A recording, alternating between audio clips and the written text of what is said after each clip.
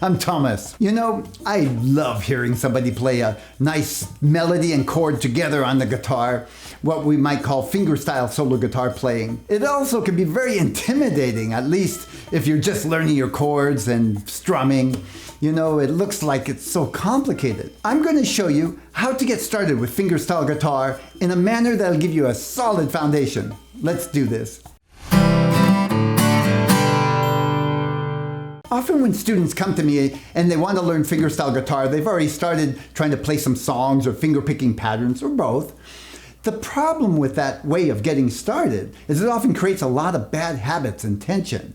I see students clawing at the strings and tensing their hands, which are habits that are hard to break later on and kind of hold you back. I'm going to show you an exercise today that is a model for many exercises so that you develop good habits that will support you to learn more complex and faster fingerpicking patterns and songs in the solo fingerstyle guitar play. We're going to use 3 chords.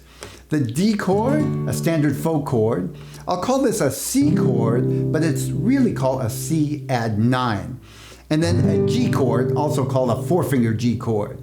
If these chords are new to you, I'm going to show you how to finger them, and I want you to practice the chords a little bit, maybe with a simple strum, before you do the right hand.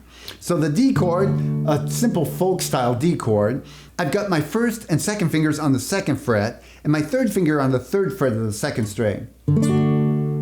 For the C chord, I'm going to leave my 3rd finger there and move the 1st finger and the 2nd finger. The 2nd's on the 5th string and the 1st finger's on the 4th string. I'm going to put my pinky down, but that's optional. You could leave it up also. It'll sound like that. Pretty chord, huh? Now for the G chord, we're just going to move that 1st finger and 2nd finger over, or I should say down, because it's pitch-wise, it's down to the 5th string and 6th string.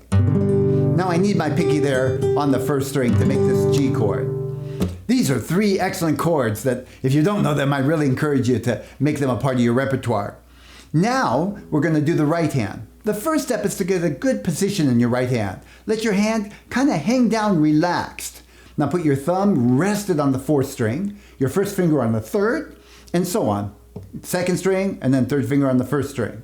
Now gently press your thumb down. 1st finger, pull it into your palm. 2nd finger in, and 3rd finger in. Leaving your hand where it is. Don't yank your hand out. The motion's in your fingers. Now do it again. Place and thumb down. 1st finger in, 2nd finger in, 3rd finger in. At first, this is going to be a very conscious motion. Place your hand, press down. You're developing a habit. Go slow and get the habit right. Press, 1st, 2nd, 3rd. Place, press, 1st, 2nd, 3rd. Now you want to eliminate that pause between placing and pulling your fingers in. So it sounds like this. Thumb, 1st, 2nd, 3rd, thumb. I've combined placing and the thumb going down. Thumb, 1st, 2nd, 3rd. When you can do that much evenly and slowly, you're ready for the next step, which is to move to the next chord. We're going to move the 2nd finger over to the 5th string, 3rd fret. And then the rest of the fingers into the C position. Press the thumb down the 5th string. Down. Leave the 1st, 2nd, and 3rd fingers where they were. I've got my pinky down on the 3rd fret. Now, we're going on to the next chord, the G chord. Move the 1st and 2nd fingers over 1 string. Start with the bass note on the 6th string. Thumb. 1st, 2nd, 3rd go in the same place. And then finally to the D chord.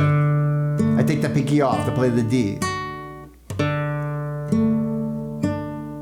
So here's the whole exercise. I start with the D chord, and we're going to do a nice slow finger picking twice. No pause, and work so you don't have a pause between the chord change. One way to do that is to put the bass note down first. We call that building from the bottom up.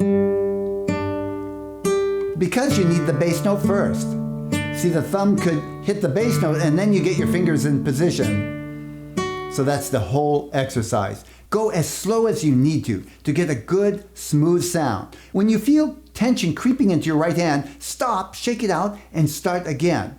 Once you can do this exercise slowly, start timing yourself with a metronome. Go as slow as you need to, and then little by little pick up the speed, keeping everything even and smooth. Once you can do that at a medium tight tempo, you're ready to go on to a more elaborate exercise. I'm Thomas Michaud. Thank you so much for joining me today. Hey, if you like this, give me a thumbs up and leave me a comment. Anything, good or bad, I just love to know what you're thinking. If you'd like to learn more, head on over to realguitarsuccess.com. I'd love to see you there. Bye for now.